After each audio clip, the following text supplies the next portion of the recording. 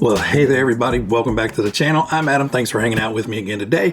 And on today's video, we're answering all the questions from last week's Ask Me Anything video. So sorry I had to push it back a day, just some things came up this week that took precedence over getting things recorded. You know, sorry it didn't come out on Saturday, but you know, sit back, enjoy a cup of coffee, and you know, this one's gonna take a minute. I think we've got 5-6 pages of questions here, so I'm going to try to get through them as quick as possible, but of course answer them the best I can. So the first is from Mads RC Buggy.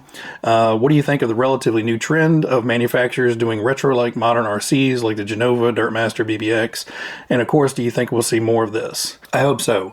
Taking the more modern chassis, like especially like the two-wheel drives. Four-wheel drives may be a little bit more difficult to do, but taking the two-wheel drive chassis and redesigning a kind of vintage looking body, you know, I think it appeals to both sides. You know, it may not be the newest chassis technology out there, so it's cuts down on the cost. You know, they're basically rerunning these, not having to redesign anything or, you know, make new stuff. It's not the best of the best, but, you know, plastics are better, designs are better, more efficient, you know, more tunable than, say, some of the vintage kits are.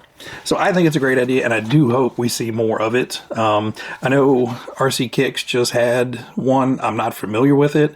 It was PR Racing. It was the S1 RM, and that looked just in the same line of the Genova and the Dirtmaster and all that. You know, as far as stuff like the BBX, we may see a few more of those things pop up, but I think it's going to be strictly to me. I don't see Kyosho jumping into it. You know, Kyosho's, it seems like they have their vintage series that they're content with, and they're not putting anything else out on that from what I've seen.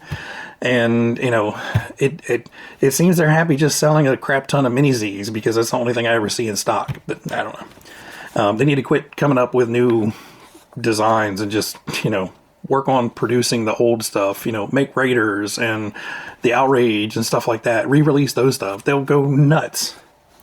Anyway, I'm not a business person. All right.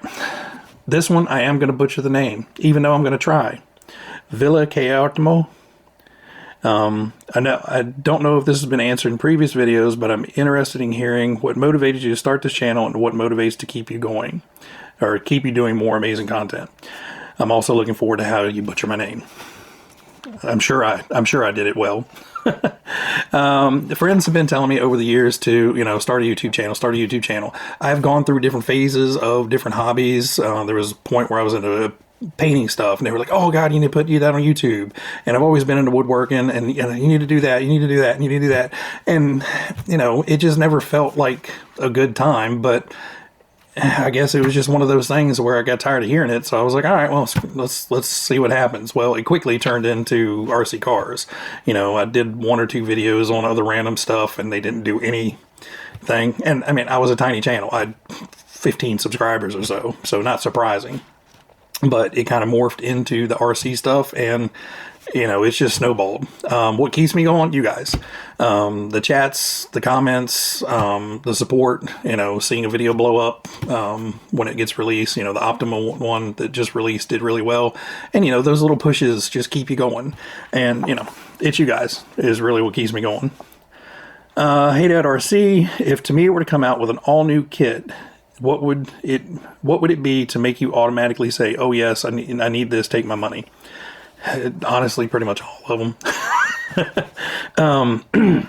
I think one I would love to see them do, and I would immediately toss down whatever they ask for it probably, is another Cloudbuster size truck. A giant tired monster truck with more modern chassis. You know, take the Cloudbuster and the BBX and, you know, mash those two things together, redesign it, make a cool tubular chassis, or, you know, whatever. Just, you know, that I would probably put down a lot of money towards. Felix Dev, I would second that as well. What would Tamiya need to do in order to make a good new entry, mid, and higher end kit? Also, what is important to keep you engaged in the hobby? So in all 3 of those classes, you know, entry, mid, and high grade, make the parts. I'm so sick of going to Tamiya's website or, any of the other websites, and, it's a fairly common chassis part or suspension part or whatever, and you can't find it. Oh, we have screws. Oh, we have this driver figure in stock. But, Tamiya and Kyosho are both terrible about keeping stuff in stock. Kits, parts, Kyosho USA seems to do a little bit better about keeping some parts in stock. But, geez, just release the parts. It's not that hard, and, if you're a company and you see that, every time you release a kit, the parts sell out twice as fast as the kit, well, maybe you need to make twice as many parts. Again, I'm not a businessman. It's just kind of like common sense math. I think that Common Core math has screwed everything up in the world. Entry level, make it as durable as possible, as cool looking as possible, and as simple as possible. Don't make an elaborate decal set on it. The holiday buggy is a perfect example, and those decals can be a little tricky, even that one. But, it's just tough as nails. You can run it to death. It doesn't ever seem like it wants to break, and it's just a fun car. Mid-level, stop including plastic bushings. Put bearings in every mid-level and up car that you make. It's 2023. It's time to stop producing plastic parts that are just going to get thrown away the minute somebody gets them. Mid-level, they pretty much have a pretty good selection of mid-level stuff. The BBX is great. I haven't built it yet. It just actually showed up this week after, 7-month wait and, 6-month wait and a month in purgatory in Tower Hobbies. That's a perfect, mid-level kit. It has the stuff you need, and, stuff like the motor and the ESC, go out and get your own, what you're doing, get what you want to put in here, brushless or brushed or whatever. High-end kits, I really stay away from Tamiya's high-end kits. To me, personally, they're overpriced for what they are. They're not that great. They look great, they're iconic, great. But, looking at a TRF kit versus, what else is out there on the market, I'm not going to spend $800 on a Tamiya on-road car. If I was going to spend $800 on Tamiya on-road cars, I'd get 7 of the, TTO2 kits and just have, add to the collection. So high-end kits, I'm not even in that market. But those are kind of my ideas. Redbeard RC, you stole my name, dude. Just kidding. When not shooting a video or doing it for the channel, what RC do you grab most often to bash around with, and where do you use to run it? Unfortunately, I really don't drive that much off camera. So normally, if I'm just going to run something, it's one of the Arma kits. It's the Senton, the Granite, or the Typhon, whatever it is. And just go romp them around the yard, smash them into things. Those kits I purchased solely for, just bashing around. That's what they are. That's what they're for. I have no sentimental value to them. And I don't have to worry about them breaking. I just go out there and trash them around, flip them, flop them, stick them back up on the shelf, and they're ready to go next time. So those are my go-tos for, just bashing around. A lot of the cars back here, I run them a few times every now and then, but, it's not my go-to to yank one of these off the shelf. More than likely, I'm just going to go out and get an Arma and beat the snot out of it. What do you mow your grass with? I got a riding lawnmower, John Deere. Actually, we got 2. We've got also a Husqvarna zero turn, but I overworked that one, and it needs a rod and a motor. It's got a little bit of play in it. So do you play any musical instruments or sing? I play air guitar and air drums, and that's about the only thing that sounds good coming from me.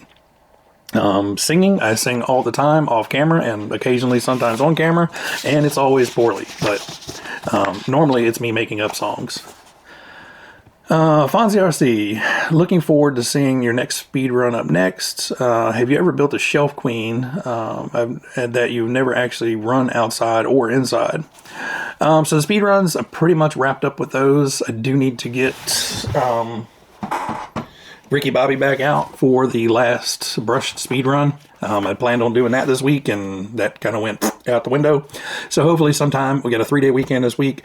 So hopefully one day this weekend, I will get that up and get the last brush run in, and that will be kind of it for that. And then it's going to go back to its stock form. I got the parts in this week to, you know, new gear cover, because I had to hack a hole out of that. And then actually have to strip it all down and replace the chassis, because I stripped out one of the screws going down into the gear cover, into the chassis. So, you know, another $7 chassis. So I just went ahead and got that. So I'll be stripping that whole thing down, rebuilding it, and it's going to go back to the Alfa Romeo that I bought it for. Intentionally, I've never bought one for a Shelf Queen yet. The only ones that I have not run is the Thundershot. I doubt if I run that. You know, I've got 4 other of the, you know, Thundershot chassis out there that I can run, that I have run. And, you know, if I run one, it's probably going to be the Thunder Dragon, because that one's seen the most run time, so it's already got scratches and stuff on it. I have not run the Hot Shot so far. That one probably will get out and get run. I have not run the Not Shot yet. That will get out and get run. The only other one is the nice RC10 up here, that has the Andy's RC body on there. That one may get run in the grass, but since I have the other RC10 almost done, we're probably just going to run that. And pretty much everything else has been run that I know of. I'm probably missing one, but who knows. So Herbie RC paints, what model was the most fun to build and paint?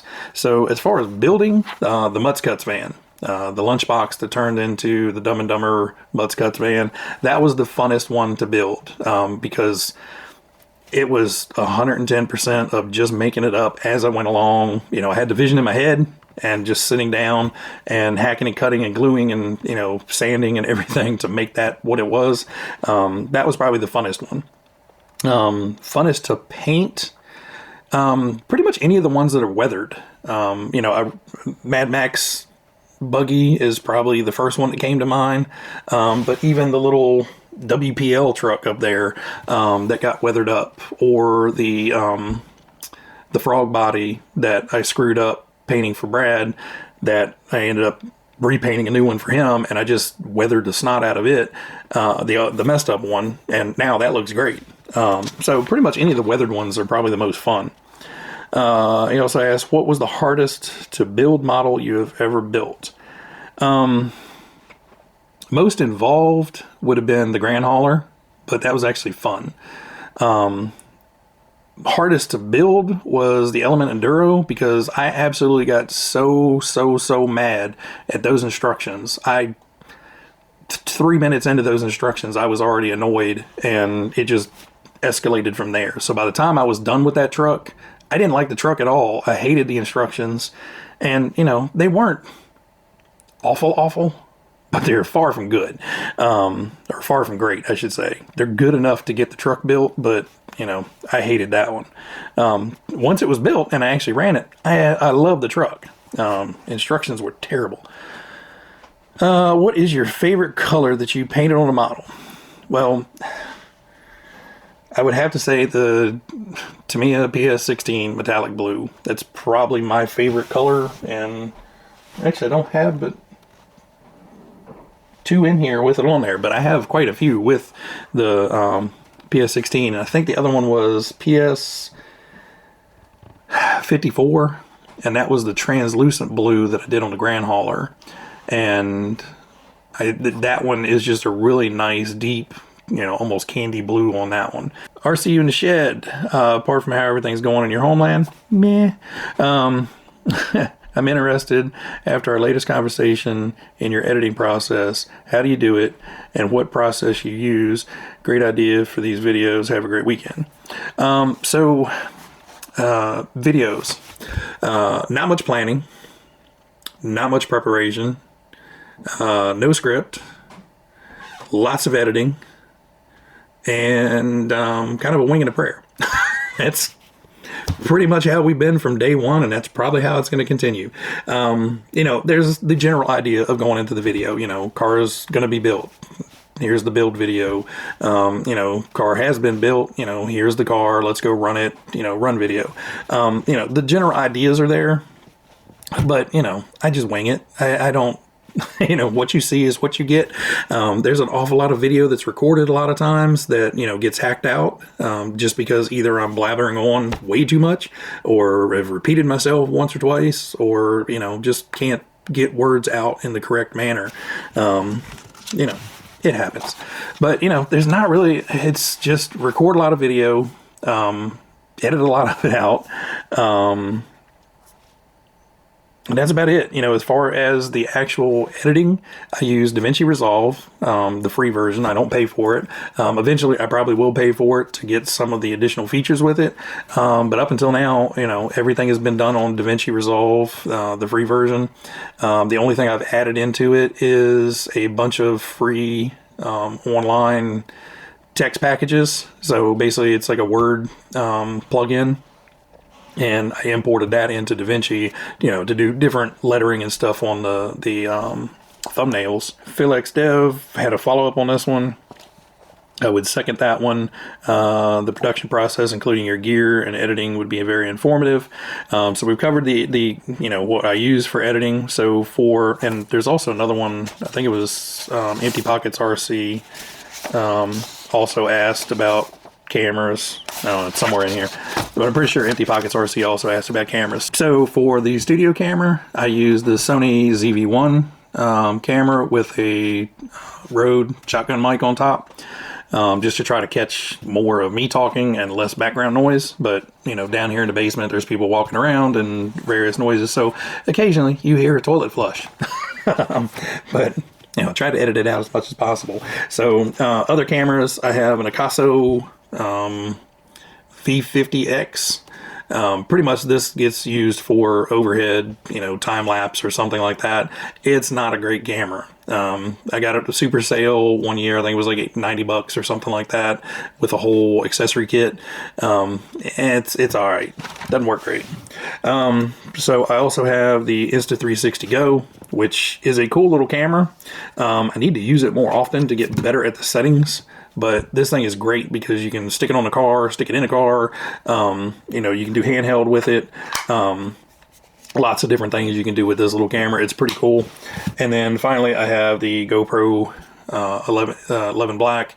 I like this. DaVinci does not care much for the high resolution footage, so, you know, off the ZV-1 I can scrub through that footage really quick. Off of this, you know, it stutters a little bit even on my good computer. So the video off of the GoPros are great.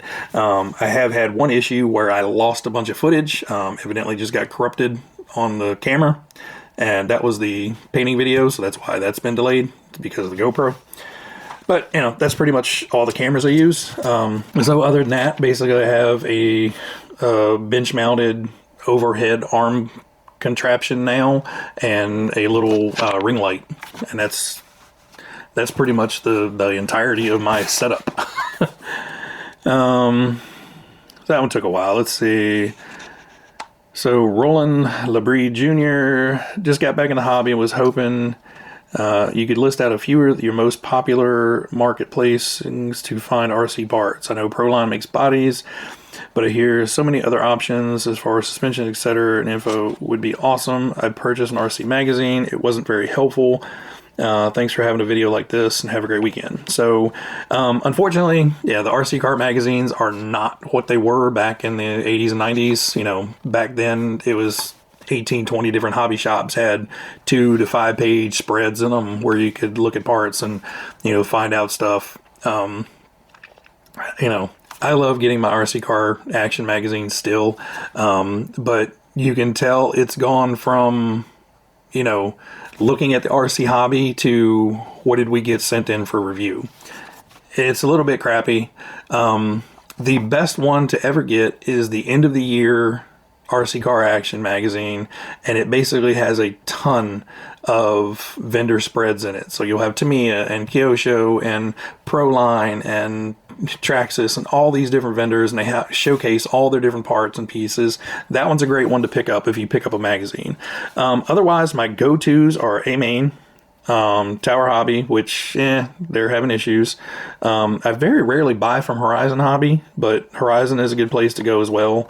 Stormer Hobbies online, eBay is another great place to find parts if you know what you're looking for, especially because a lot of the other vendors, especially for Tamiya, don't sell a lot of the replacement parts for them, so you end up going to eBay.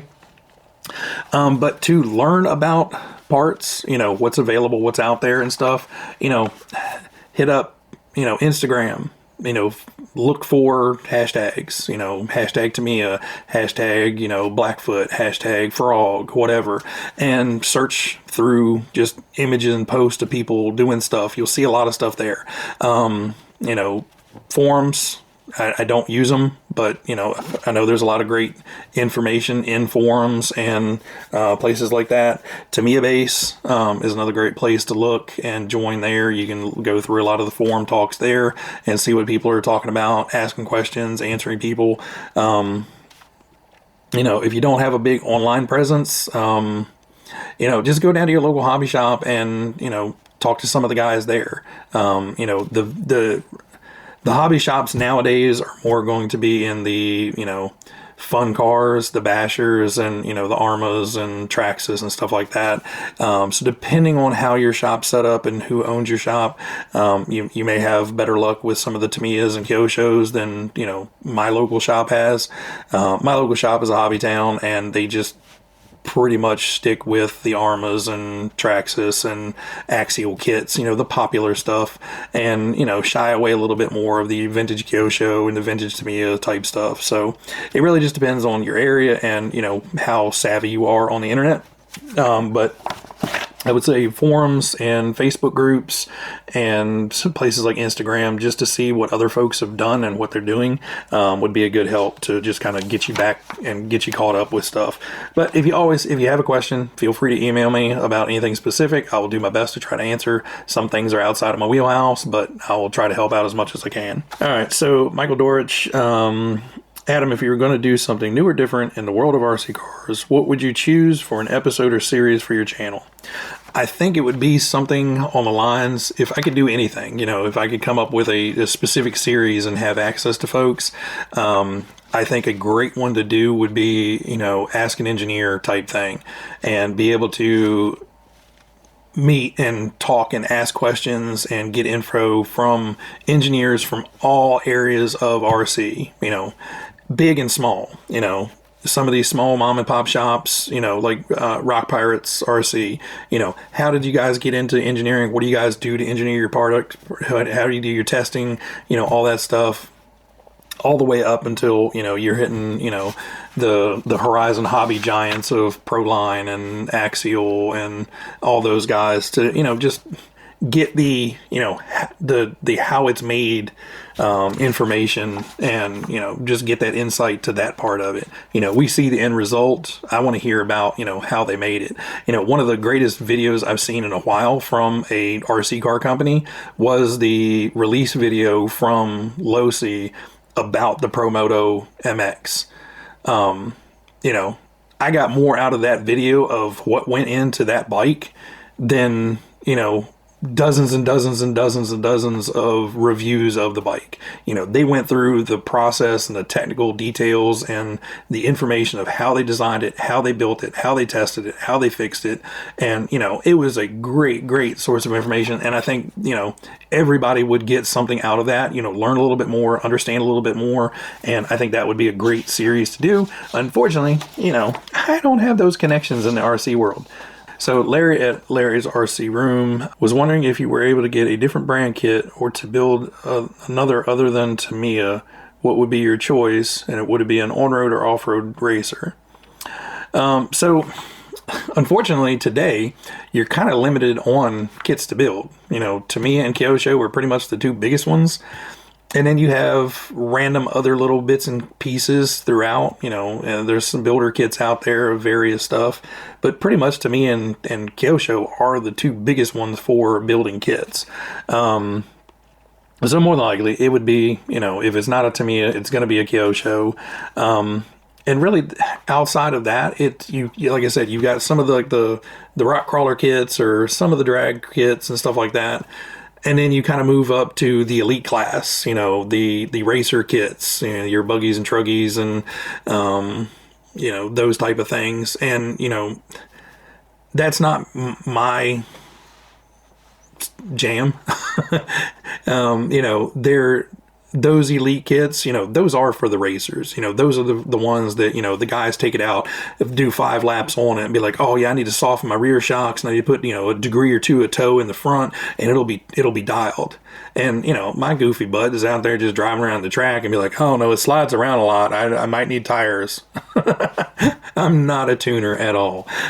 You know, I'm just a good old basher, and, you know, I love my cars, but, you know, all that level of tuning, you know, degree caster pills and all this stuff, that's lost on me. I'm gonna build it like it says, build it in the kit, and I'm probably gonna leave it with that. You know, I'll put some different shock oil in it, or maybe tighten up the springs, and that's about as far as my tuning goes. So, you know, I would love to get some, but, you know, they're just so much higher than me.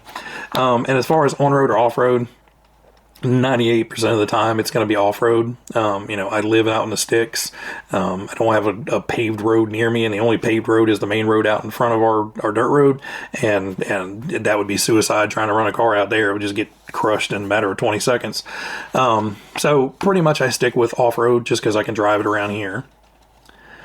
All right, so moving on, Mark Connor, what was your first Tamiya RC, and at what age did you start into the hobby? Did you ever sell any of them, or do you just keep them all? So the first true hobby grade RC kit I ever got was the Tamiya Super Blackfoot. As soon as it came out, it was 92. Yeah, I think it came out in December. I think I got it in February of 93. That was my first real kit. I had a bunch of toy store and, you know, those type of kits before. My favorite of those was the Tyco heads-up turbo hopper. That was my all-time favorite of those, and I beat that poor thing to death. It was held together by super glue and unwaxed dental floss pretty much by the time it was unrepairable. And as far as selling them, I have buyer's remorse for a couple. The Super Blackfoot I did sell. That was stupid. Should have kept it, but it was pretty much trash by the time I sold it anyway. And then I sold the Traxxas Stampede that I had, and I missed that one too. But I've gotten rid of some. You know, I moved on a few, but for the most part, I'll keep them. I know if I get rid of it, I'm gonna want it back. You know. Partial hoarder. You know, I've been a lifetime collector. You know, I've collected sports cards and coins, and, you know, I have a huge garage full of tools. So, you know, I see something I want, I get it, and I generally don't give it up. So Uncle Bob's RC, have you thought about doing it like an entry-level buggy shootout, like the Kyosho Raider versus the Kyosho Outrage versus the Nova Fox versus the Falcon, something like that out on the track? It sounds fun. It sounds like a lot of work, but it sounds fun. Any of the running videos is a lot more editing. That's the only reason I say it's a lot of work. Now, unfortunately, I'm not prepared for that. The Outrage, well, the Outrage is ready. The Nova Fox could be run. The Falcon, pretty much not going to run that. I'm too worried about actually breaking the parts on that. The Raider, that one's probably not going to get run. I actually have a second one that I have to rebuild, which is coming up soon. That's kind of one of the next ones to get rebuilt. And that one will be run around. I actually have a nice set of shocks here waiting for it. So that one is coming to the bench very soon. So maybe once we get that done, you know, maybe we'll do the Outrage versus Raider, and then maybe the Nova Fox versus, I'll try to find one that's not quite as delicate as the Falcon. So Voltage Vampire. So Rambling Ron is my favorite Tamiya driver figure because it was my first kit. Who would be your favorite driver? Thanks. So Rambling Ron is a great looking driver figure. You know, he looks good in the truck. And the name's pretty cool as well. As far as names go, the Mad Bull driver figure, Barfing Barry, is my absolute favorite. I was a Garbage Pail Kids junkie growing up, so, you know, that Barfing Barry name just amuses the hell out of me. So as far as names go, Barf and Barry. But Ramblin' Ron and Paranoid Perry are probably two of the better driver figures. The rest of them are just very generic overall. So VSCI 79 asks, what old RC tech, any items or trends from the past would you like to see come back and be readily available again? The brushed motor scene, I would love to see come back, and I know it's not going to happen, which is terribly unfortunate. But man, I remember growing up and looking at the RC car magazines, and there must have been ads for 15, 20 different motor suppliers in every magazine, and you know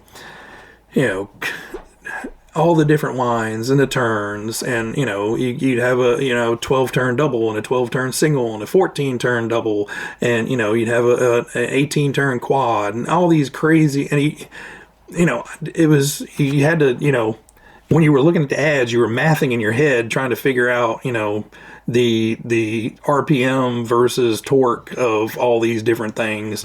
And there was just so many awesome motors. The Green Machine, I thought was one of the coolest motors when it came out. It had like that tri-stack rotor in it. It was just so many cool motors. The Speed Gems motors, all of Trinity's motors were awesome. The Monster Horsepowers and the Speed Gems and all those. There's so many awesome motors from back in the day, and they're just stupid expensive now. And, Holmes, thank God, is, bless Holmes Hobbies. They're making the Retro Sport motors now. I think they're $15 a piece. And they're great motors. They look great in cars. He put some cool colored stickers on there. So thank you, John, for doing that. I got tired of buying Tamiya motors. So, I don't think they'll ever make a comeback, but I would love to see them do so. So Keith at RC Icons, if money or personal morals were not an option, what vintage car or current car would you add to your collection? So morals kind of out of the question, but I'm assuming what you mean by that, I've said it before, I can't justify spending that much money. I'm assuming that's what you mean. But if money was not an option, and I split this into two categories, vintage and current. Vintage, the first one that came to mind and will probably always come to mind, is the Blazing Blazer. That was just always a cool looking truck. And, why they haven't re-released that ever, I don't understand. I'm really, really hoping they do it for the 50th anniversary. I really don't want them to do another damn Porsche. I know you guys, the Porsche fans out there, and, everybody is begging for a 959. I could care less.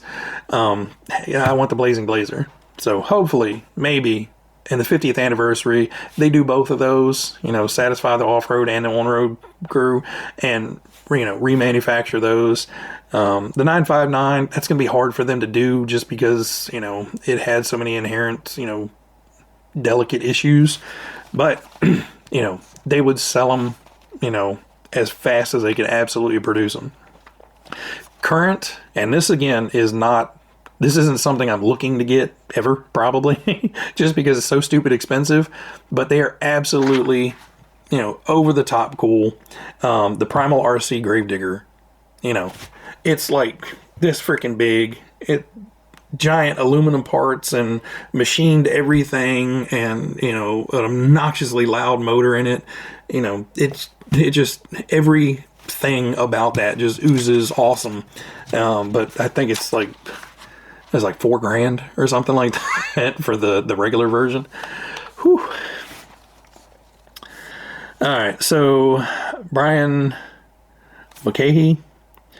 So this one I really can't answer much. I will link a video down below that Brian actually sent me, because actually once he sent me the question, he ended up sending me an email with some information that he found.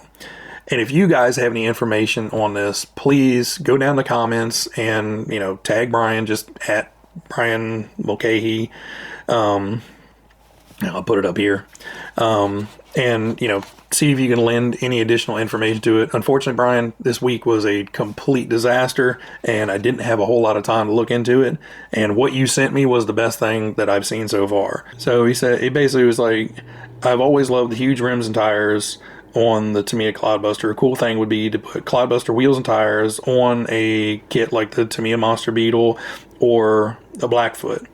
I've seen some stuff with research on it in the past, front spindles that convert to bearings to blah blah blah. So basically looking to put Cloud wheels and tires onto a, you know, monster truck chassis like the Blackfoot and the Monster Beetle. So the video he sent me, somebody did do it, and he kind of has some of the parts and pieces outlined in it. Basically, it's a set of hub adapters to go to 12 millimeter hex, set of J Concepts wheels, Cloudbuster tires, and some other smattering of parts to make the conversion work. It's not going to be cheap. You know, I think a set of Cloudbuster tires is going to run you 60, 70 bucks at best.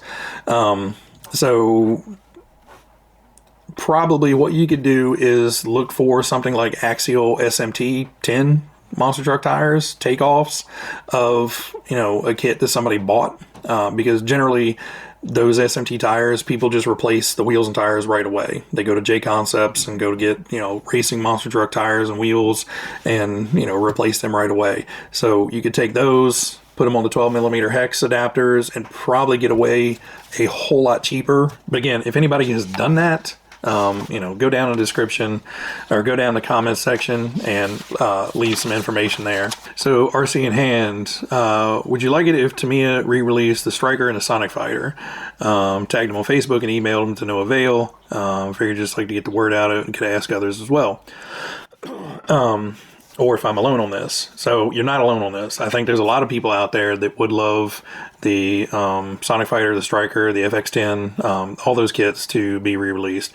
Pretty much, if Tamiya has made it, there is a group of people out there wishing that somebody would, if they would go ahead and get off their butts and re-release it. So yes, if they did really re-release them, I would get them. Growing up, I did not like them. You know, why would you have like an off-road Indy car, or why would you want a car to look like a fighter jet? Now it's kind of like, that car looks like a fighter jet. It's kind of cool. And, you know, things change over time. I have looked at getting the Sonic Fighter, and I have not found one yet that I would be willing to buy. Either it was way too much money, or it was just too far gone to try to invest in fixing it back up, because parts for those are getting hard to find. All right, so Herbie RC Paints is back for another one. What is your favorite Tamiya hard body? So it's hard. There's so many great ones, but literally the first two that popped into my head were the Tamiya Blackfoot, probably because it was my first, you know, hobby grade RC. That one has a special place in my heart for me, and just that Chevy square body Cloudbuster body. You know, those two are just, you know, iconic eye catchers for me, and I've always loved the look of them, and I always will. So this one was a little bit more, you know, on the sarcastic side, which I appreciate. Do you think aliens from another world are already living here among us? So I think if aliens are here, we're just a odd tourist attraction in their vacation travels. You know, it's like going to see the world's biggest ball of yarn. I don't think they're going to be like, "Ooh, this is a place I want to stay." You know, this looks stable. If we're stable versus the alien planets, you know, I don't blame them for leaving. But whew, I don't think they're hanging out and living with us. You know, if they come, I think it's going to be like, "Oh, look, roll up the windows, kids, lock the doors. There's Earth." All right, Big N. Hey, Adam, I'm not sure if this has been asked before, but is there an RC model that you would really not want to build? Reasons could be difficult stickers, paint job, complex build, whatever. So thanks, Paul. The only one that really came to mind that I would be intimidated by or reluctant to build would be that ginormous Tamiya tow truck. I have seen videos on that, and I've seen people build them, and good Lord, is that thing just as involved can be. You know, there's like a bajillion screws and little micro hinges and all that stuff, and, you know, the big fat sausage fingers I've got and little tiny itty bitty micro screws and hinges, I think that would be tedious to no end. Not saying I wouldn't, but it's not on the top of the list. All right, Bryce the Jacko Trades. What new YouTube channel have you discovered in the past month that you would recommend? Honestly, this was a very difficult one because I have actually subscribed to probably 15 different RC car channels, mostly because of the TTO2 speed runs, and I've been I don't have enough time to catch back up on older videos, so I don't know what most of the older content on these channels are. I'm looking forward to seeing new stuff from them, and I will try to watch as many as I possibly can, but it's just getting harder and harder to watch everybody's videos. There's so many channels out there. But one channel I did find recently that I've actually found myself kind of getting involved with and really enjoying watching, and it's completely not RC related. His name is Peter Santinello, and he has a channel where he just goes out and he just travels around the US and meets different groups of people.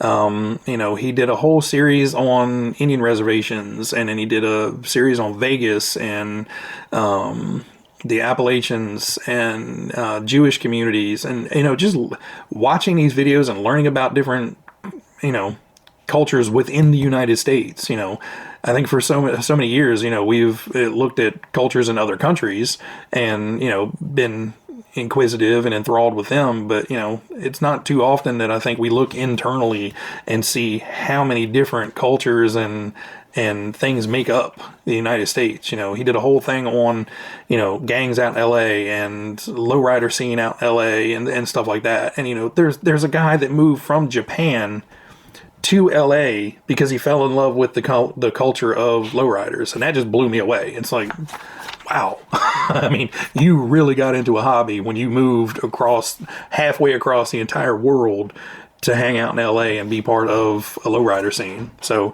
it's a very interesting show. There's a lot of different stuff, and I think there's a lot of stuff that we can learn from others, and looking at stuff through a different pair of eyes is often a great thing to do, and I've really enjoyed his videos. So unfortunately I can't pick one of the RC ones, but that one was a great one. All right, so next one, George Stewart RC.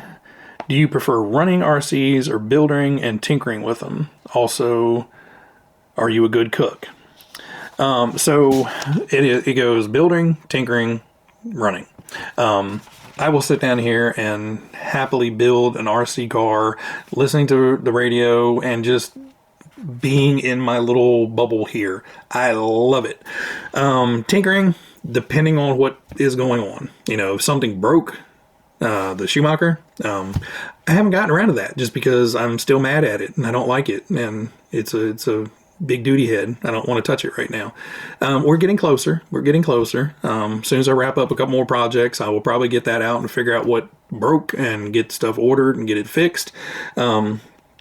But I would say running is, the last of my concerns or interests at this point. Occasionally I will, walk past something and be like, I need to really take that out and have fun with it. And, go out and drive it and, put a smile on my face and stick the battery back up on the shelf, stick the car back up on the shelf, and, go back to the building and tinkering. But for the most part, I would say it's 80% building, 15% tinkering, and 5% driving at this point. So Shin RC, could you let me know what color you ended up painting the RC10 body with?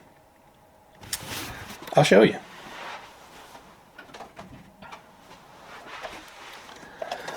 We went the traditional box art orange. The wing mount did show up this week. I forgot to order it, so it did show up this week. I don't know where I put it, but yes, it went with the Tamiya camel yellow, so it is kind of the box art motif. I did not want to put a ton of extra time and effort into making it look super great, like the Optima. I put a lot of time and effort in getting the nice crisp lines and figuring out what the design should be and the colors. And I started going down a road with this, be like, oh, if I did like 5 colors down here, and then if I did this like fade, and it just got too involved and too much, and it was going to end up turning out too cool, and I was not going to want to run it. And that's what this one was for. This is for the runner. You know, I have the RC10 up here that we're not going to run. So this one is the runner. So why overcomplicate it? So we just went with the standard, RC10. So it turns out looking great. I just need to get the wing on it, and it's done. We just need to get the wing on it and get it out for a run. So that should be coming up soon. Like I said, I got the wing mount this week. It's somewhere. But there's your answer, Steve. All right. Well, we had to take a break. Now that we're about a little over halfway through, the camera decided that, it had been recording too long. And for a specific vlog camera, it overheats in about 20-30 minutes. All right, so I'm not sure exactly where we left off, so we're going to go back to Yoda Darkside Greenhawks RC's question. So what is your favorite vintage buggy, monster truck, and road rally car? Road/rally car. And he basically said from 76 to 96, any manufacturer. So as far as buggies go, the RC10. That has always, to me, been, the pinnacle of 80s, 90s buggy racing and champions and all that. It just, to me, growing up as a kid, seeing those dual page spreads of the big orange buggy jumping across or the Trophy Girl ads, I just absolutely love that car and I wanted one so bad. Now, as far as monster truck, Clodbuster, hands down. There's a couple other ones, but the Clodbuster to me is the first one that, could be considered scale. It looked, it drove, it bounced, it bobbled just like the kind of original monster trucks did back in the 80s. They weren't like the ones today where they could jump, 150 feet in the air and, do nose walks and wheelies and all that stuff. They were just giant trucks with big heavy tires on there, and they just kind of bobbled and bumbled around, made a lot of ruckus, ran over some cars, and everybody loved them. Now, as far as rally, in the United States, when I was growing up, rally came on TV 2, maybe 3 times a year. We barely saw any rally coverage in the United States. If you were one of the cool kids that had, a cool satellite system, maybe you saw more. But, just the TV channels, Wild World of Sports, maybe 3 or 4 times a year I was able to see something rally. So I never really got into the rally scene growing up. But as far as RC goes, now I did have to step out of the timeline a little bit. So we're probably up more towards like 1998, 99. But the Associated TC3 on-road car, my God, that thing looked amazing. It drove fantastic. Everybody was winning races with them. And I wanted one so bad, but it was the absolute dumbest thing in the world for me to buy, living out here in the woods. It was pointless for me to get one. And at 99, and I think it came out in 1999. I was broke. So there was no buying RC at that point. So let's see. So the second question is, do you think the scene's recent resurgence would be what it is today if it wasn't for manufacturers issuing re-releases of all the vintage stuff? I think if it was not for Tamiya and Kyosho, re-releasing these vintage kits, kit building itself would be pretty much dead. There would be no, kit market. Kit building would just die off. Everybody would just have to go suck it up and start building scale models or, fight to the death on eBay for the remnants of vintage kits. Not that doesn't happen on a daily anyway, but it would just be like 100 times harder if that was to happen. There would still be potentially some of the builders kits out there. And, of course, race kits would still probably come in kit form. But your average market purchase would just be generic ready to runs getting pumped out all the time with crappy radios and bad servos. And I think it would kind of, if it wasn't for Tamiya and Kyosho re-releasing all these stuff, kit building itself would just have died by now. Then his third and last question was, what was your very first memory as a young, clean-shaven adolescent Addam way back in the day? My first memory of an RC car of any type that I remember having fun with and driving was a little red fire truck. It had lights and a siren and the little white ladder that extended up and down on it. And it wasn't even like a full remote control. It had like the 6-foot wire that connected the little tiny controller thing to the truck. And you drove it forwards and it turned in one direction in reverse and you just drove it forward. So everything was like a 12-point turn with this ginormous thing. You were always running over the cord, always stepping on the cord. But that was the first one I remember.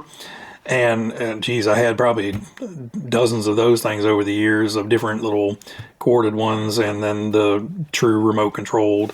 But yes, that was long, long, long, long before Addam ever thought that a beard would happen. So Ed Browning, not really a question, but a very good point to do a video of the tank that my mom got me. He said he enjoyed the tank video that my wife had got me, and I do need to get those back out. You know, I had a plan of, you know, weathering them. That hasn't happened yet. I had a plan of getting them out and doing like a little fight scene video of them. That hasn't happened. I do need to get the video done. You know, it's just one of those things. And to be honest, what happened was, and a lot of you guys don't know this, a few of you guys do. I got laid off from my job back in October of 2022. So from October to December, was job hunting and putting all my time and effort into finding a job. Sometime late December, I actually got hired at a new company and started in February. So I think it was 2 or 3 days before I started my new job is when those kits showed up. So I literally went out, got them both put together and got them ready to go, went out and did the one video, the other one, and then started my new job. So the first, 6-8 weeks of a new job, you're constantly busy, constantly doing something. And I just, they got stuck on the shelf in the corner. And by the time, things slowed down and, normalized, I had started getting into other stuff and they just kind of got backburnered. So, that's, a little bit into the history of what happened there. It wasn't just because, Addam got a couple tanks and, he had fun with them for a second, just stuck them on the shelf. No, they're really, really awesome. I really like them. I just, they kind of got stuck away and kind of forgotten about, more or less, because everything else was going on. Let's see. Empty pockets. Okay, this is the one about the cameras and everything. We covered that. And like I said, the ZV-1 works great until you record on it for a long time and it gets hot and shuts itself off. So then, Place Paul asked, how many centimeters in a foot? Haha, joking. Well, the answer is 30.48. I was going to answer it. And he said, not sure what to ask about, but what's your first RC car? Probably already mentioned it, but I just don't remember. So the Super Blackfoot was my first true RC kit, and then my coolest toy grade, like I said, was that heads-up turbo hopper. All right, so next up is Steve Allman. What kind of differential is the strongest for the Tamiya TT02? Stock plastic, oil-filled, metal, or something different? Something that can survive brushless motor. How strong are the plastic gears? The diffs seem to be fairly bulletproof. I know a lot of the guys running the speedrun challenges on 3S and Psycho motors are all running stock plastic diffs and the stock plastic internals, as far as I know. I know there's quite a few guys running just stock. I know Kevin at he ran. He was up into the 80s, I think, on his, and that's stock internals. I'm pretty sure stock for Bryce. I know Brent at Adventure Time, his are all stock. Mine were bone stock. If you're going to go brushless, the gearing on those things, if you're running brushless and a stock gear train, you're not going to have any problems. Just lube up everything really well, and you're not going to have any problems. Now, don't pack the differentials with grease. It does need some, airspace in there to allow the grease to move around. But just glob some good grease in there. I tend to over grease mine. You know, to me it's just like, I don't know, just brush a little grease on there. No, but like I said, I'm not filling up the cavity completely because it does need some headspace in there to move around. This is the tiny little tube of grease that to me it gives you to build 2 differentials and lube the external gears. No. So I buy this from Amazon. It's finish line ceramic grease. It's almost identical to the ceramic grease that to me it gives you. But this is like $7 or $8 for this big 2-ounce tube. And, you know, I can build 6 cars, 7 cars with this easily. So, you know, like I said, put a big glob inside of the diff. And then before I lay the diffs in, I literally just go in the groove of the diff housing where the teeth sit. And I just smush the diff gear down into it, and I just button everything up, and then as it drives it'll move everything around, and it's going to sling stuff off on the excess. But you know, as things heat up in there, the grease gets softer, it kind of oozes down in there and keeps everything nice and lubed up. So as long as you're lubed up, you shouldn't be tearing up teeth. And that's just, you know, me. I haven't beat on any of them terribly, so I haven't had any failure issues. But like I said, in the speedrun challenges, you know, guys have been doing, you know, 60 to 80 miles an hour on 3S brushless power, no problems. Sky7678, hey Adam, do you prefer on-road or off-road kits? So, yes. Now, on-road kits, I absolutely love the looks of them. But they're the dumbest kits for me to buy. I have, like I said before, I have no paved roads right near me. So anywhere I go to drive an on-road car, I have to pack up everything I need, pack up tools, pack up parts, you know, just in case something does go wrong in the first 5 seconds. I don't want to ruin my day. So, you know, I've got a big tool bag full of stuff and batteries and all this stuff to carry with me somewhere to be able to drive it. And there's no guarantee when I get to the place I plan on driving that it's not going to be super busy and I have to go to plan B or plan C or whatever. So on-road for me isn't exciting because, you know, it's a hassle to go run them. I love building them. I love looking at them. The only drawback to the on-road cars is a lot of times the ridiculous amount of stickers it takes to make them look good. You know, to me, it does a very, very great job of replicating real life cars and race themes. But man, some of those race themes are ridiculous. But for me personally, off-road is where it's fun for me because, you know, I can just take it outside, run it in the yard, run it on the track, wherever, and it suits where I live. So this one I need your guys' help on. 1, I don't know the answer, and 2, I did not have time to look for the answer. So this one was from CPTNALGREN. So I'm saying Captain Algren. Hey Adam, this is quite specific, but I'm really stuck. I bought the Tamiya Super Hotshot 2012 and wanted to swap out the yellow dampers out, so I bought a set of the Tamiya VQS dampers. I saw someone use them on their Hotshot, but no matter what I do, the ride height is all messed up and it's way too low and it just scrapes the ground. I have no idea how they got it to work for them. Can you just tell me what I need to do or even show me if possible? Well, unfortunately, I don't have a Super Hotshot. And the Hotshot I have is still configured with the single front and single rear shock, so don't have the quad shock set up like the Super Shot. And as far as VQS dampers, I have none of those either. I don't have a VQS either. So unfortunately, you know, my hands are tied with being able to sit down and try to figure out what will, you know, make those dampers longer. I know the VQS dampers are fairly short because of the way they're kind of canted in, and there's not too many options for good extenders for the length, and you're going to have a fairly short travel.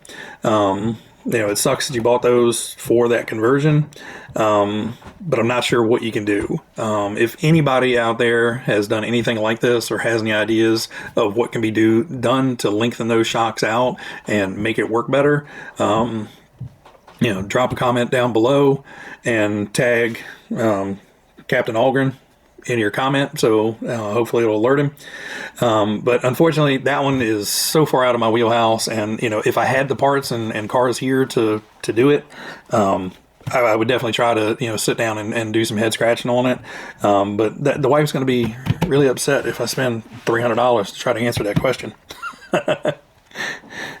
Another one I'm not 100% sure on, Urban Legend RC. So he's looking for a wide body Subaru body shell to fit an 8 scale or 10 scale Armor on-road car. Just looking for a bit of guidance on my latest project. I decided on the scale right now. I can only tell it's an Armor car that's going to be heavily modified.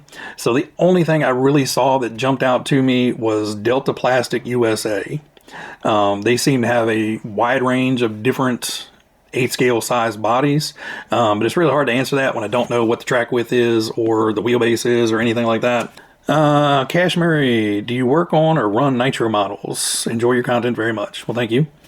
I used to, not anymore. You know, I got into a run of nitro stuff years and years and years ago and enjoyed it, but hated it at the same time.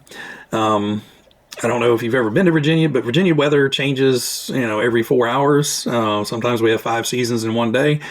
So, you know, if I went out and ran it last weekend, you know, it may have been nice and dry and fairly cool and, you know, tuned it to those conditions. And then next weekend, you know, it's 98 degrees and, you know, 112% humidity and, you know, you're trying to tune this thing underwater. So the tuning aspect, you know, I got really frustrated with every time I went out there, you know, it was either running hot or running rich or, you know, whatever. So, you know, the fighting with it through half a tank of gas to get it tuned to where it was running okay. And then a lot of times I would go out there and start ripping around the yard and it would do a tumble or, you know, do something weird and, you know, break a hub, break an axle, break a something. And then, you know, clean it up, clean it out, bring it inside, clean it up so it's not dripping oil or stuff around. It wasn't for me. I did have a Thunder Tiger 8 scale buggy. I sent that over to Brent at Adventure Time RC. I had a T-Max 3.3. I sent that down to Island RC Duke for him to play with. And I do still have an Offner Ravager 8 scale buggy. And at this point, I'm still going to keep that. I think I'd have issues getting rid of that because that one was one I really, really wanted. And, you know, I just kind of want to keep that in the collection. Don't run it, but, you know, I just really like that one. So Red Hill 160, I saw a couple videos where Lexan bodies had been airbrushed and it didn't go too well. Have you ever tried this method and is it any good? And not to forget the overall length of your track would be interested to know. And the new releases of Tamiya just dropped yesterday. What do you think about them? Looking forward to Saturday's video. So sorry, video didn't come out on Saturday, but hopefully you're enjoying it today.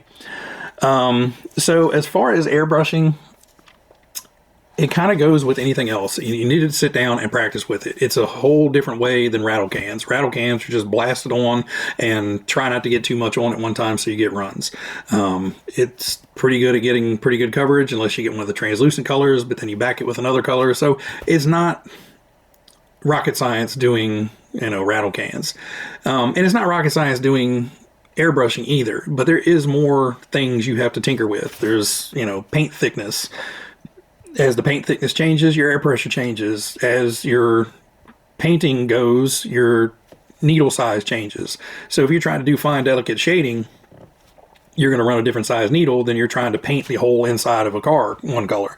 So I think a lot of times people buy something, you know, a middle of the line airbrush that has kind of a standard needle in it, and it does some stuff well, and most of the other stuff it doesn't do great.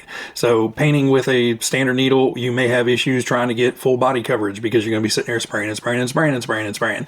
But on the opposite side, you're going to have a hard time getting really, really fine detail lines or nice shades because you're trying to, you know, do a finite little thing with a bigger needle. So it's a hard one to answer because I'm not super well versed at it, but I have done it enough to where I know where my limitations are with the equipment I have. Mine is my airbrushes are set up more to the fine detail to medium detail stuff, and I need a different needle set to paint bigger things. So painting a large body one color takes a while. Now it's not hard. I think it takes more coats usually. I usually use the Proline airbrush paints. And, you know, if you're trying to paint something a dark color, you're going to have to put on layer after layer after layer. The great thing about it is, you know, if you're painting a full-size body and you start on the front, you end up at the back, Well, by the time you're at the back, you know, the front's almost ready to go for another coat. You know, you just set the airbrush down, probably refill your paint, hit it with the hair dryer for a moment, get the paint to flash over and dry up, and, you know, stick your other color on. To whereas, you know, one can of rattle can paint, you're going to be waiting 15, 20, 30 minutes sometimes before you can put on another color. And then if you're switching colors, you know, you got to wait even longer to make sure you don't have paint mixing and bleeding and stuff like that. With the airbrush, you can pretty much go color to color to color to color, and you won't have that mixing issue as much. You know, you still can, but not as much. So it's literally just sitting down, playing with the paint. How thin do I need to make it? You know, can I spray this? So if you're painting like a big needle brush and you're painting the whole body, you can probably pour it right out of the bottle of the Proline stuff and get good results. But if you're trying to do fine stuff and you're trying to spray that same thickness of Proline paint in a really fine needle brush, you know, you may get clogging. You may have issues with consistency and stuff like that. You may need to thin it down so it comes through the gun a little bit quicker. So it's just, it's like with anything else. You have to learn how to use the tool, and then once you learn how to use the tool, it kind of comes second nature, and you just know what to do when you go to do it. So I think some of it is just expecting, you know, that one airbrush is going to do everything you want it to do right out of the gate. And some, you know, are better than others that, you know, will allow you to do it. Now, so overall length of the track. My track is 42 by 32. And so roughly overall length would be 150, 160 feet roughly around the track. Yeah, somewhere around there. Probably 150, probably about 160-ish feet. Give or take. But the lanes are roughly 8 feet wide. Like I said, it's 42 feet long, 32 feet wide. And there's changes coming to the track. So I'm going to be, you know, moving dirt and stuff here soon. Once it finally cools off and, you know, I can get out there and not have my fat butt sweat to death. All right, and the last part, which I'm glad you asked this. So as far as the new kits coming out, you have the Squash Fan Super Saber, the Fiat Arbarth, the Buggy Champ, and the Pajero. The Squash Fan, I'm super excited about. I think the name is the corniest name I've heard in a long time. I know why they did it. You know, it's a play off of the Midnight Pumpkin, but to me, when I heard that name, I just pictured a boardroom of people getting excited about, oh yeah, Squash Fan, that's a good name. Yeah, we'll go with Squash Fan. And I'm like, really? Squash Fan? It is what it is. The cobalt blue, or whatever color they put on there, I'm not a huge fan of it, and I don't know whether it's the decals on there against the blue or whatever. But I am excited about the truck. I think the truck is really cool. I think those bodies are going to be next to impossible to find. I think everybody's going to buy those bodies to try to stick them on, you know, their Midnight Pumpkins and stuff like that. So that should be interesting to see if, you know, Tamiya can even anticipate that. They probably won't. The Super Saber, super excited about. I'm definitely going to be getting one of those. I love the look of that car. It's got that cool, you know, just aggressive kind of look to it. I love that car. The Fiat Arbarth, no, not me. I'm not a huge fan of Euro race cars.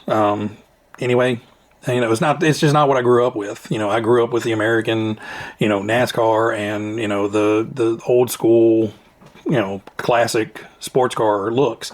So that to me just looks like one of those crappy little boxy Mercedes with giant fender flares on it. I don't know, just not for me. The Buggy Champ, I'm on the fence on that one. I really would like to have one, but I really know they're going to charge out the nose for that stupid thing, and it's not necessarily worth it.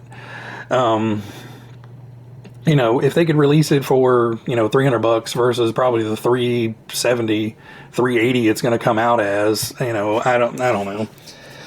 So that one I'm on the fence with. And the Pajero, what is up with those wheels and tires? I just don't get it. I don't know. I guess I've just been so used to seeing the Pajero on the bigger, oversized monster truck tires and seeing it with what looks like crappy little rock crawler tires. It's just like, that doesn't look right. But I won't lie. I have a set of the white Pajero monster truck wheels on order. So more than likely I'll probably get that and just put bigger wheels on it. So Brad wants to know, I want to know when you'll do more track videos. Track runs are going to happen when track runs happen. Most of the time, track runs are going to happen when I have a car I feel like driving on the track, after it's been built, to see what it'll do. Other than that, I don't drive on the track very often at all. And, it's going to be when I want to run the cars on the track. So stop asking, Brad. So Rex RCs, what RC would today's Addam recommend to 12-year-old Addam if 12-year-old Addam was sitting next to today's Addam, and why? So this one was a very, very hard question because I looked at it in 3 or 4 different ways and finally just decided this is what I would say. I would look little Addam right in the eye and tell him to go get a Tamiya 959 kit and wrap it up in paper, never open it, keep it in a nice, dry, dark space, preserve it with your life, and one day you will be a god among your peers. I don't know. I was trying to figure out, what's the toughest one I could recommend or what's the coolest one I could recommend. And I just decided, hey, let's just recommend one that, nobody has. A brand new, pristine, never been opened, steel sealed, 959 in package, and then you could sell it and buy 15 or 20 kits that you actually want to go out and play with. So James at MadBRC says, ACOMs or Futaba, Addam, and why, my friend? We're very obviously talking from our past experiences. Not many of us left have these radios now with the 2.4 gig, etc., and are all super great values and brands nowadays. From my personal experience and memories, ACOMs and Futaba were the 2 heavyweights back in the day. I was definitely an ACOMs guy. ACOMs was my first radio set, so I trust built from there. All right, so unfortunately, ACOMs was not popular in the United States. The only ACOMs radios I remember were the ones that came with some of the Tamiya kits. It just wasn't marketed here very much. I think it was just more of a UK thing than a US thing. So, unfortunately, I really don't have any experience with ACOM stuff. Personally, I started with Hi-Tech. I know it's not a brand that you guys are probably familiar with, but Hi-Tech was, the go-to for me. It was the first radio I got when I got the Super Blackfoot, and then I ended up getting a Hi-Tech Lynx, and then I ended up getting another Hi-Tech, I think it was the Aggressor radio. So I had 3 or 4 of the different Hi-Tech radios growing up and, into my 20s. And then once I got a stack of, 5 or 6 or 7 radios, I decided, I guess sometime late 90s, early 2000s, I got a Spectrum radio, was my first radio. That worked well, but, it didn't have the model memory that I had expected it to have. So I had that. That was my first 2.4 gig. And I loved it. It had no glitches. It had no radio interference. It had no issues at all. So from there, I just stayed with Spectrum. And now I have 3 of their multi-model memory ones. I have a DX3R, the DX5C, and the DX5R, the rugged. And, it's just what I've grown to grow with. Futaba's great. I do have, the Magnum back there. I have a couple Magnum Juniors for some of the other vintage ones. So unfortunately, Futaba was, the big one in the U.S. There were some smaller ones that came up, but Futaba was the big one in the U.S. So pretty much everybody over here had those. So Barry Giddy, where would you place the Tamiya Hornet in the RC world? That was a hard one because there's a lot of cars now. But overall, I would say probably top 25. So, that was one of probably a dozen Tamiya kits back in the day that, everybody had. It's what everybody started with. That was their first one. That was their intro to RC. Either you had one or your friends had one or something like that. And, they take a beating. It's probably one of the better Grasshopper chassis. It had the Lexan body on there, so it didn't get all scarred up and scraped up. And if it did, you could replace the Lexan body on it. And it wasn't like the Grasshopper where the cages were breaking and stuff like that. It held up a little bit better. The wings caught hell, But you know, you just kept stacking washers until you had giant, like 3-inch washers waiting down the back of the car holding the wing on. But yeah, I think overall somewhere in that top 25 would be where I'm at. And that is it for the list, guys. If I missed anybody's question, whether it was in the comments, I'm pretty sure I got everybody's in the comments, but if you sent me an email, you know, between the giveaway that we had going and all the other emails I get, you know, I may have missed something I forgot to mention. If I did, I truly apologize with it, but these will happen more often. We'll probably do one probably somewhere around Thanksgiving, Christmas time, somewhere in there probably. So I've been out of here talking for a long time. My voice is starting to get raspy. I hope you guys, you know, haven't gone to sleep watching, but if you guys made it to the end of the video, thank you so much for hanging out with me. I enjoyed doing these. I enjoy answering your questions. I enjoy interacting with you guys the best I can. And everybody out there, you guys be happy, be healthy, be safe. And there's a whole lot more stuff coming up in the next, you know, 3-4 months. I've got a whole lot of stuff coming. Everybody out there, you guys be happy, be healthy, be safe, and I will see you on the next one. Bye.